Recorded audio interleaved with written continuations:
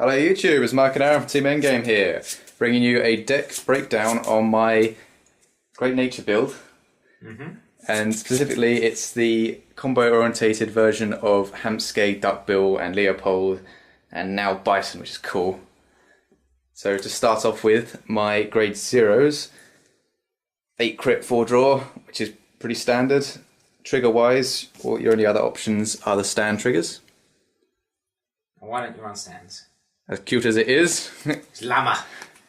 The deck is very beat sticky, and I don't feel as if anything is worth restanding. I know you can add power to things, but it's the threat of a crit trigger on the power that makes it threatening, not the fact you restood and I've given you another chance to guard it.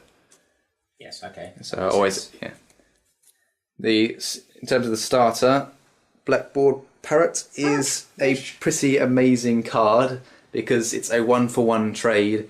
It just gets rid of your starter for a just anything else, and the amount of it, because it's combo orientated around the grade 1s and 2s. I need space on the field, and I need as much cards as I can in my hand to then apply effects and then recycle and whatnot.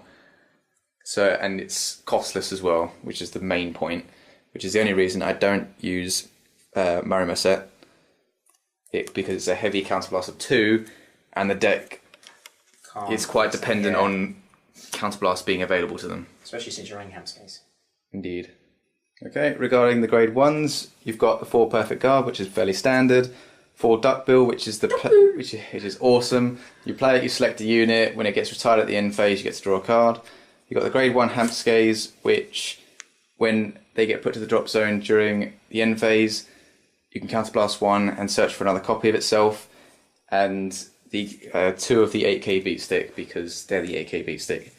Now, the reason I use these is because you need the combo of the Hamskays and the Duckbills. You just the most chance you can to find them, so I don't have room for any more 8k beat sticks. The alternatives are what I originally ran in our previous card fight was the Flamingo, but as we saw, I kind of need the 8k beat stick. But more to the point, it's too combo orientated in the sense that it chains onto another effect of unflipping a damage when something's put to the drop zone. So I'd rather just have the beat stick there, and when I run out of counterblast, I do, because it's not that heavy of a counterblast in my deck.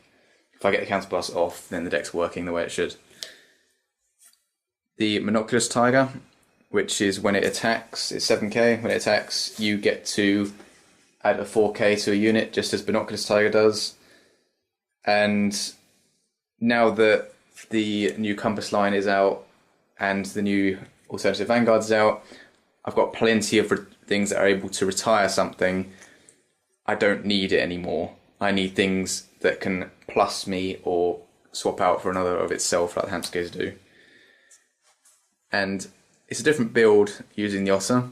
The Otter is a 6k promo, it can't be retired, and obviously thus it can't be chained to any effects to plus itself or find an alternative of itself. It will just sit there and not really do a lot. Yeah. Okay, regarding the grade 2s, you've got 12, which is because as soon as you need grade 2s and 3s to be put at the front, and with the Hamskay's effects, although you thin out the deck, you're going to lose your grade 2s and your grade 2s that are able to attack. So I need to get as many as I can. And also it's because the deck's focused around this. The 4 Binoculous Tiger, which you attack the Vanguard and you get 4k added to a unit and it gets retired in the end phase. The 4 Hamskays, which are the 8k, when they get retired during the end phase, you can counterblast 1 and search for an another version of itself. And Compass Line, which when it's on the field, you retire a unit during the end phase.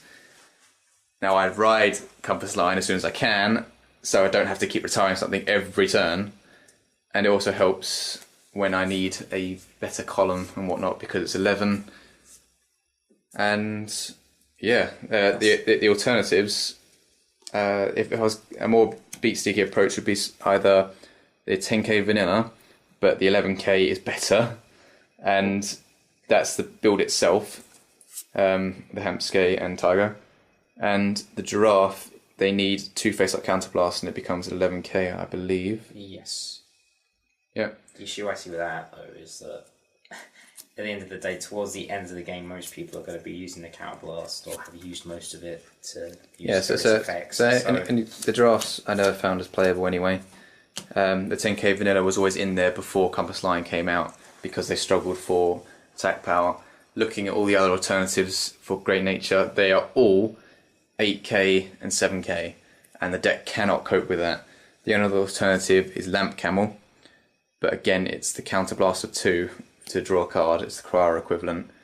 And the deck can't. And the deck can't handle Counterblasting 2. It's far too costly. The only thing I would say is Compass Line. I'm worried that you run it in 4. It's to find it. At the end of the day, it is to find it. But I ride it when I got it in my hand, so that's always one out of my hand, and then there's only 3 left.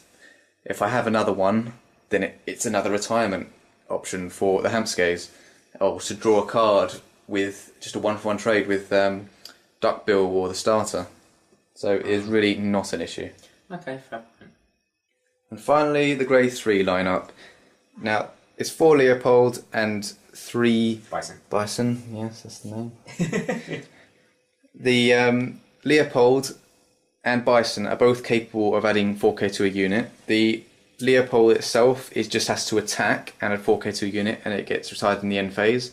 And at Limit Break, you can counterblast 1 to then bring it back. That is the main focus of the deck, hence there are 4. As a backup, in case I don't find it, is Bison. You counterblast 2 to add 4k to a unit, it gets retired during the end phase, and when it does get retired, you unflip 2. That's Limit Break, though. At Limit Break, yes. The alternatives are the Grade 4, which is now out of date, unfortunately, although I did have fun whilst it was out and playable. The Apt, which I played before I found Bison, although that's another build entirely.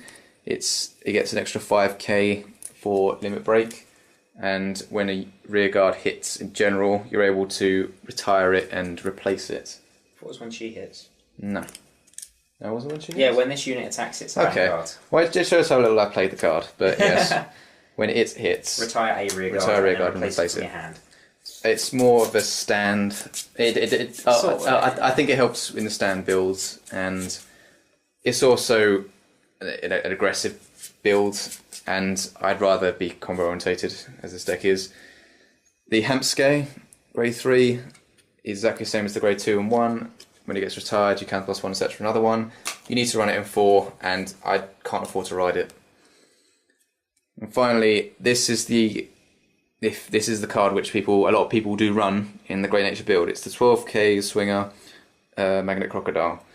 Now, although it sorts out the columns, I'd rather just be safe in the knowledge of every time I get to Grade 3, I'm going to have one or another that is able to add 4k to a unit and retire something. The most I'd do is tech the 1 or 2 so that I have 5 Vanguard or 6 Vanguard capabilities with an extra 1 chucked in. Because of my Grade 2 lineup as well, I'm limited to 7. So that's even more dodgy. Okay guys, that was my Great Nature deck breakdown. Thank you guys for listening. Feel free to like, comment and subscribe.